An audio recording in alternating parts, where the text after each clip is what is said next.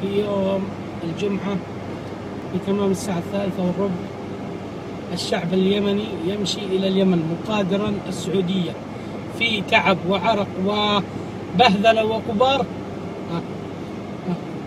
من جدة إلى القنفذة نصف المسافة، لم يصلوا حتى نصف المسافة.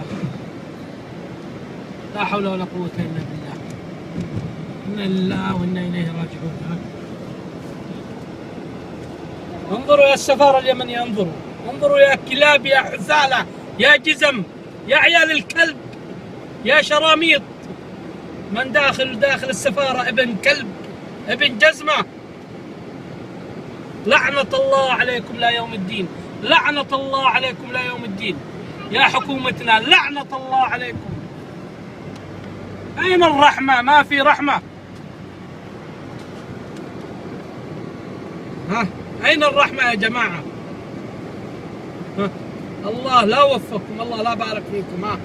يا جماعة، شوفوا، أنا بمشي الخط كامل، وأوريكم الناس الشعب اليمني، وهكذا يوميا، أقسم بآيات الله يوميا على مدار الساعة، واللي ما هو مصدق يمشي خط الساعة. إنا لله وإنا إليه راجعون، بس إنا لله وإنا إليه راجعون. حسبي الله ونعم الوكيل، حسبي الله ونعم الوكيل. يا شعب اليمن، يا شعب اليمن، هذا بشنطته، اللي بشنطته، اللي بيده، اللي بغباره، اللي يبغى بس يطلع باص، يبغون يترحلون. يا جماعة، ونحن في الساعة 3:15 في عز الشمس.